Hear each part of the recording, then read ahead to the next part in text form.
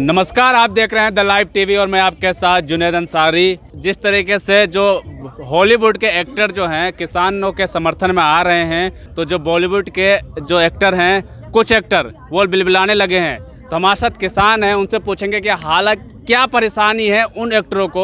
देखिए, हॉलीवुड के लिए मोदी सरकार ने बॉलीवुड का इस्तेमाल किया, अक्षय कुमार का इस्तेमाल किया, जो कि हमें सबसे पहले से पता है कि अक्षय कुमार साहब जो हैं वो मोदी जी के एक प्यादे हैं। समझ रहे हो बात? आज उन प्यादों में दो कड़ियाँ और जुड़ गई हैं, अजय देवगन की और सुनील शेट्टी साहब की। जो सुनील शेट्टी साहब अभी तक ये कहते आते थे कि जो अब मैं किसानों का सम्मान करता हूँ, आज जो किसानों की रोटियाँ उन्होंने बेच करके इतने बड़े बड़े होटल खड़े कर लिए, लाखों करोड़ रुपए की कमाइयाँ कमा ली, आज उनको उस रोटी में आतंकवादी नजर आने लग गए। सुनील शेट्टी साहब को डूब के मर जाना चाहिए। 18-18 इंच के डोले लेके घूमते हैं, वो किसानों का खाकर ही डोले बनाए गए हैं ना। आज किसानों का दूध पिया, किसानों का घी खाया, आज किसानों का सम्मान खाने के बाद, इतने सम्मान खाने के बाद आज उनको वो किसान आतंकवादी दिख रहे हैं, आज उनको वो फेक प्रोपेगेंडा कह रहे हैं। आज ये लोगों ने 65 दिन से तो कोई ट्वीट नहीं किया। आज वहाँ से अगर हॉलीवुड से हमें समर्थन मिलने लगा तो इन्होंने हमारे को यहाँ विरोध करना शुरू कर दिया। तो ये विरोध करवाया गया। अगर इस एजेंडे को, इस माइंडसेट को भी भारत के अंधभक्त लोग ना देख पाएं तो उनके लिए डूब के मरने वाली बात है। एक आदमी की तानाशाही चल रही है या चंद कुछ लोग इतने लाखों लोगों को परेशान कर रहे हैं। पता कितने लोग प्रभावित हैं? हमारे घर बार बच्चे नहीं है क्या, छोड़ के यहाँ पे पड़े? हमें क्या अच्छा लगता है? सिर्फ अहंकार में ही तो है वो सरकार, और सरकार बनाई भी हमने थी, गलती हो गई हमसे। देखिए, बॉलीवुड एक्टर कंगना रनौत जी हैं। आज मैं उनके बारे में, महिला हैं, मैं उनके सम्मान में कोई गुस्ताखी नहीं करना चाहता। मैं तो आज एक चीज़ कहना चाहता हूँ कि हमारे देश में तो एक वेश्या का भी ज़मीर होता है।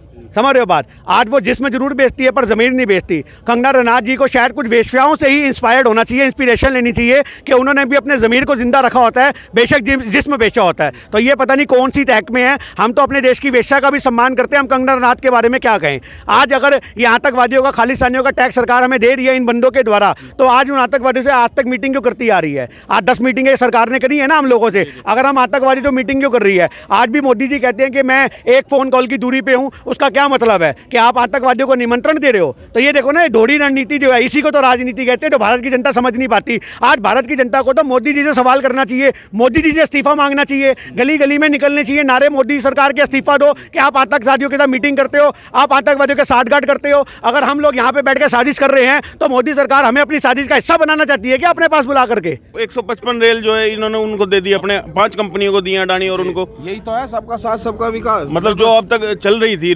रेलवे की जो व्यवस्था थी, वो सब इन्होंने 155 रेल इनको दे दी। आज भारत का जवान है, उसको लोग हीरो कहते हैं। भारत के जवान को क्या कहते हैं? भारत के जवान को फौजी हमारे देश का हीरो है। ऐसे तो वो भी तनख्वाह लेके बॉर्डर पे खड़ा है, तो वो फिर काहे का देश का हीरो हो गया? तो ऐसे आज एक जवान, जब एक मेरी बात सुनिए ना, आज जब तुम एक किसान को ये कह रहे हो कि हम तो पैसा दे करके अन्न खरीद रहे हैं, तो एक फौजी भी तो तनख्वाह लेकर के वहाँ पे खड़ा है बॉर्डर पे। एक दिल्ली पुलिस का सिपाही भी तो तनख्वाह लेके बॉर्डर पे खड़ा, यहाँ पे रक्षा कर रहा है। तो जब इस प्रकार से तो एक जो जवान है वो भी फिर एक आम नागरिक हुआ, फिर हम उसको एक भारत का क्यों कहते हैं, सम्मानजनक दृष्टि से देखते हैं? तो ये जो एक चीज़ है, ये आपको समझनी चाहिए कि जवानों और किसानों को आपस में खड़ा करके एक लड़वाने की साजिश है। आज किसानों को कुछ गलत कहा जाए, आज हम जैसे युवक भड़क करके जवानों को कुछ गलत कहें, पर हम नहीं कहेंगे। ये उन लोगों को जवाब था कि अगर एक देश का किसान पैसे लेके अपना अन्न बेचता है तो आपको समझ होनी चाहिए कि उसको तो उसका पैसा भी पूरा नहीं मिलता। अगर पैसा मिलता होता तो वो एमएसपी की खरीद की बात क्यों करता? आज वो क्यों बोलता कि हमें एमएसपी पे गारंटी दो? आज उनको हक भी पूरा नहीं मिलता किसानों को, और आप कह रहे हो कि वो पैसा देके फसल बेचते हैं। आज पैसा लेकर के तो अडानी अंबानी जैसे बंदों ने अपने गोदाम बना लिए हैं। आज सही मायने में किसानों से लाख ज़्यादा प्रॉफिट तो अडानी अंबानियों को है, व्यापारियों को है। किसानों को अगर इतना प्रॉफिट होता तो किसान यहाँ सड़कों पर बैठता क्यों? आज मैं आपको बताऊं, बजट के अंदर हमारे देश के अंदर जो वर्किंग पॉपुलेशन होती है, मैं इकोनॉमिक्स का टीचर भी हूं तो मैं उसी को आपके तहत बता रहा हूं। हमारे देश का जो वर्किंग पॉपुलेशन है, अगर 100% लोग भारत में काम करते हैं तो उसमें से 25% लोग जो हैं वो सर्विस सेक्टर में इन्वॉल्व हैं। सर्विस सेक्टर बोले तो सेवा क्षेत्र, जिसमें banking, insurance, communication, tourism, transport, ये सब चीज़ें आती हैं। और वो 25% लोग 61% का योगदान देते हैं देश की जीडीपी में।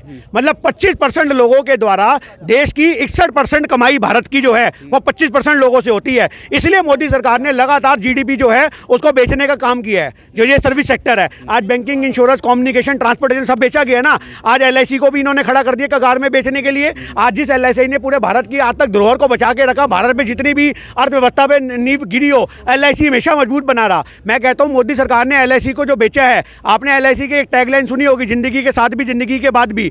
आज इस एलआईसी को बेच के मोदी सरकार ने जो अपने माथे पे कलंक लगाया है, आज वो कलंक भी एलआईसी की टैगलाइन की तरह मोदी सरकार के माथे पे लग गए, जिंदगी के साथ भी जिंदगी के बाद भी। आज जब 4 रुपये लीटर किसान को तुम खुद ही महंगा डीजल बेचोगे, अगर आज वो रोज का 40 रुपये 50 रुपये का डीजल जो है अपने खेत में फूंक देगा और तुमने एमएसपी के नाम पे उसको 10-20 रुपये दे भी दिए, तब भी किसान तो नुकसान में है। इसी को तो राजनीति कहते हैं, इसी को तो रणनीति कहते हैं। एक तरफ से तुम कह रहे हो ले 20 रुपये, दूसरी तरफ से तुमने तेल बढ़ा करके 50 रुपये उसके खींच लिए। सरकार जो दे रही है उससे हम खुश इससे नहीं हो रहे क्योंकि सरकार नीयत अपनी भटका के दे रही है। आप सुबह से शाम तक अपनी पत्रकारिता कर रहे हो, प्यास से मर रहे हो, आपको एक गिलास पानी की जरूरत है और मैं आपको चम्मच से पानी देता रहूं, मैं रुई भिगोऊं और रुई से आपके मुंह में पानी निचोड़ दूं, मैं एक पाइप लगाऊं और पाइप आपके मुंह में लगा दूं, नीचे से पाइप दबा दूं। बताओ, आपको मैंने 3 ऑप्शन दिए। मैंने बोला ले बेटा चम्मच से पी, आपने कहा नहीं मैं गिलास से पीऊंगा। मैंने बोला अच्छा एक काम कर मैं रुई से निचोड़ के देता हूं, आपने बोला नहीं मैं गिलास से पीऊंगा। फिर मैंने बोला तू पाइप लगा, पाइप से भी और नीचे से पाइप दबा दूं। आपके अंदर पानी पहुंचा? नहीं पहुंचा ना, क्योंकि आपको गिलास से पीने में संतुष्टि मिलती। तो उसी प्रकार किसानों को जो बिल हैं जब तक रद्द नहीं होंगे उन्हें संतुष्टि नहीं होगी। विधायक बिकते होंगे लेकिन किसान और मजदूर के बच्चे हैं ये न बिके। अब ये क्या करते हैं, जो छोटे मोटे इलेक्शन है ना उसमें ईवीएम सेट नहीं करते ताकि इनके भक्तों को जवाब मिल जाए। अभी आपने देखा होगा राजस्थान में निकाय के चुनाव है, कांग्रेस जीत गई। आज वो क्यों? जो छोटे मोटे प्रधानी के होंगे, निकाय के चुनाव होंगे, निगम पार्षद के इलेक्शन होंगे, उनमें ये ईवीएम का झोलमाल नहीं करते क्योंकि उससे मोदी जी को फायदा नहीं है। एमसीडी की सरकार बनने से मोदी जी को तो फायदा है लोकसभा के इलेक्शनों से, तो ये बड़े पे हाथ मारते हैं। ये ईवीएम का खेल खेलते लोकसभा के चुनावों में, ये ईवीएम का खेल खेलते विधानसभा के चुनावों में। छोटे मोटे इलेक्शनों में ये निष्पक्ष काम करवाते हैं ताकि लोगों का विश्वास जो है भरपूर बना रहे और इनके भक्तों के पास जवाब हो कि अगर ईवीएम थी तो बताओ राजस्थान में कैसे जीत गए, निकाय के चुनाव कैसे जीत गए। क्योंकि इनके भक्त लगातार यही इनको प्रोटेक्शन देते हैं, ये इन्हीं वर्डों के द्वारा कि अगर ईवीएम थी तो वहां कैसे जीत गए। तो छोटे मोटे कामों में नहीं करते इन्होंने। आपने कहावत सुनी होगी गू खाओ तो हाथी का खाओ, सुनी है ना। तो मोदी सरकार का वही एक रवैया है ईवीएम को लेकर के कि गू खाओ तो हाथी का खाओ, यानी कि बड़े इलेक्शन में काम करो। यहाँ पे दंगा करवाने की पूरी कोशिश करी पर वो तो अपने लोग एक साथ रहे, ये कुछ कर नहीं पाए। इसलिए तो मेरा ये कहने का मतलब है कि आज जगह जगह जो है यहाँ पर एक सेक्शन बन जाने चाहिए, ट्रेड फेयर में होता है कि भैया ये सेक्शन किसान आंदोलन का, इससे आगे सीए वाले बैठे हुए हैं अपनी मांगों को लेके, फिर एक सेक्शन खत्म हो जाए, फिर उस सेक्शन के बाद युवा बेरोजगार बैठे अपनी नौकरी के लिए, फिर एक सेक्शन खत्म हो जाए, फिर उसके आगे मजदूर बैठे हैं, फिर उसके आगे एमसीडी वाले बैठे जिन्हें तनख्वाह चाहिए, फिर उसके आगे जो रेलवे में नौकरियां की है वो बैठे हैं, फिर एयर इंडिया वाले बैठे हैं, फिर उसके आगे जो हमारे देश के महिलाओं की नौकरियां गई हैं स्कूलों की एमसीडी की जिनकी पक्की नहीं हुई, फिर वो बैठ जाएं। आज जो वो भी बैठ दी, जिन्हें 15-15 लाख रुपए चाहिए। मतलब ये पूरी गाजीपुर की जो रोड है दिल्ली तक चलती रहेगी। इन्होंने ऐसी नीतियां बनाई हैं कि सही मायने में लोगों को दबा दिया है। आज 155 रेल जो है इन्होंने उनको दे दी, अपने 5 कंपनियों को दिया अडानी और उनको। यही तो है सबका साथ सबका विकास। मतलब जो अब तक चल रही थी रेलवे की जो व्यवस्था थी वो सब इन्होंने 155 रेल इनको दे दी।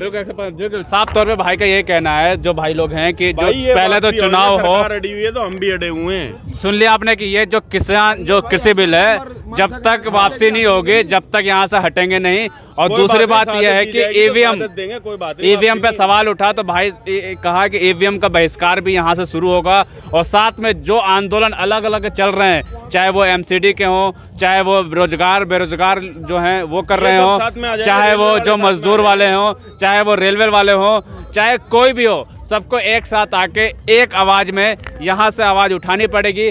फिर जो है सरकार इनकी बात ये देखने वाली होगी कि कैसे नहीं सुनती है। लाइव टीवी, सच सबसे आगे।